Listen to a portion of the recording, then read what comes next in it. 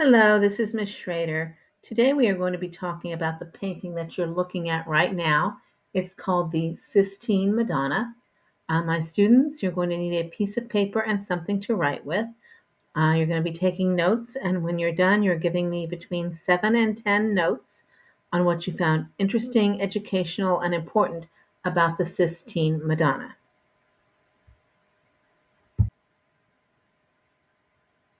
So this painting is by Raphael. He's the same artist who did the School of Athens, a very famous Renaissance painter. He did this painting between 1513 and 1514. Its official name is Madonna di San Sixto. It is an oil painting. San Sixto, which also is sometimes used as Sistine, was the name of a person, and so he is a saint. As you look at the painting, one of the things I want you to notice is that the people look very, very realistic. We have no halos on these people's heads. Mary looks like a real young woman. She's holding what looks to be a real baby. Looks like the wind might be blowing. The man to her left is Saint Sixtus, and the woman to her right, or to our right, I guess, is Saint Barbara.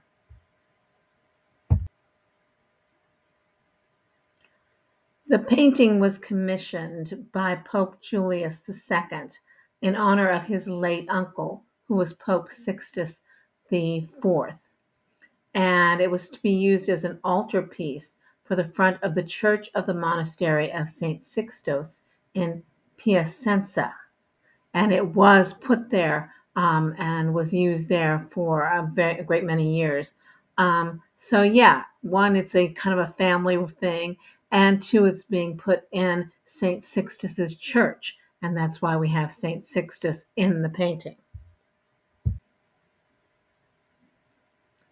In 1754, Augustus III of Poland purchased the painting and took it to Dresden, which today is in Germany, and it was on display there. It was nearly destroyed actually during World War II.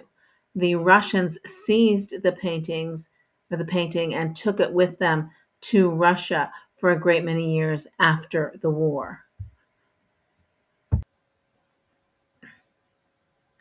The Russians were so fond of the painting that they used it to inspire a painting called the Partisan Madonna of Minsk, which is and you can see it's a postage stamp. But you can see the similarity. You have a woman holding a baby. We've got some peasants at her feet, things like that. And so there's a great similarity.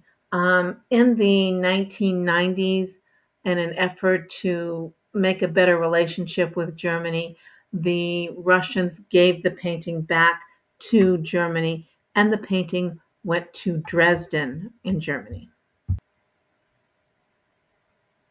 The painting is now in the Gemälde Gallery Alta Meister in Dresden. And when they do any type of advertising or anything, they normally are showing this painting. And you can see it here in what I assume is its own special room in the gallery.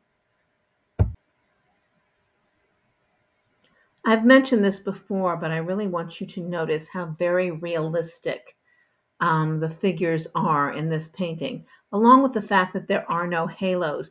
The baby has what one would consider to be traditional baby fat.